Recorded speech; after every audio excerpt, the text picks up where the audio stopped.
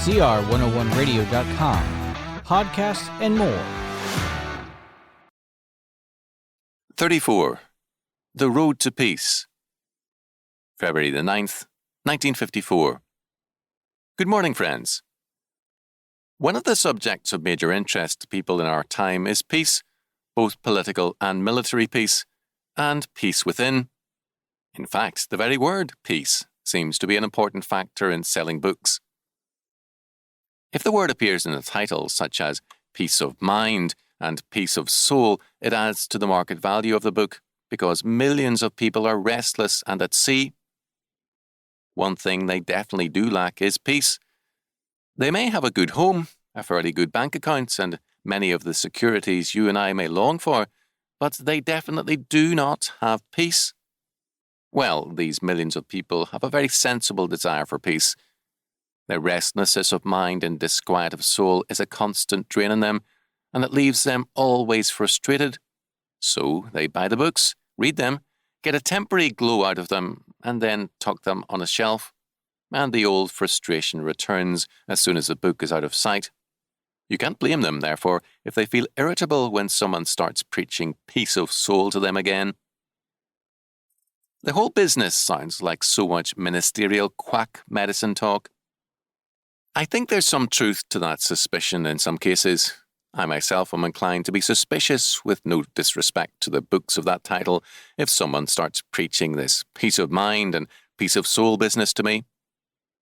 After all, how much sense would it make if someone started telling me that there was nothing for me to do to get $100 every Friday or Saturday night, except to say I'd sign on the dotted line and affirm my conviction in the value of $100?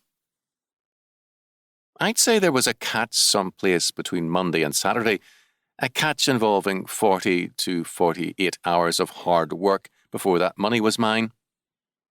And unless the world has changed a lot overnight, I think it'd be right. The only way I've ever gotten money is by hard work. I'd like an easier way, but I haven't got one. The same is true of peace. We don't get peace of mind or soul simply because we want it. We get it as a result of hard and sacrificial work. We get peace as a paycheck we've had to earn. Our Lord, speaking of peace and like blessings, said, "He that overcometh shall inherit all things." Revelation 21:7. In other words, before we get peace, we do some overcoming, some fighting.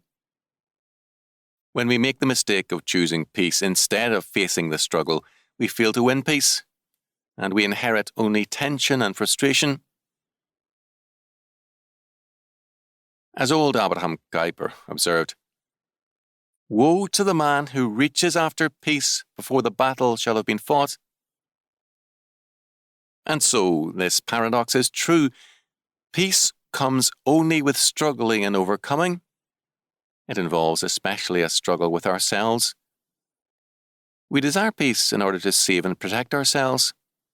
But our Lord said, "The corn of wheat which falls into the ground and dies brings forth fruit." See John 12:24. In other words, we have to die to ourselves to have peace. Well, that sounds like a bitter dose at first. A graveyard is indeed a peaceful place, but not exactly the kind of peace we have in mind. But what our Lord offers is not a graveyard peace, but the peace of joy and faithfulness in Him, bringing forth fruit to Him, that is, love, joy, peace, long-suffering, gentleness, goodness, faith, meekness, and self-control. Galatians 5:22-23. This involves saying no to ourselves daily and saying yes to the Lord. It involves loving our neighbour and our enemy. It means forgetting ourselves in service to God and to others.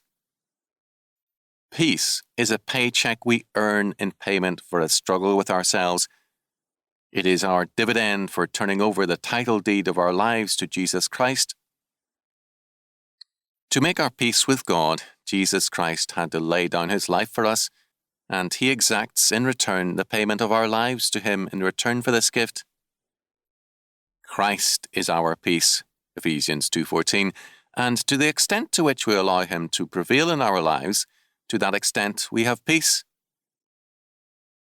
A man's heart is surrounded by nettles, fencing it off from any touch or trampling, but only as they are ripped out and overcome by God's grace can he have that peace which passeth all understanding.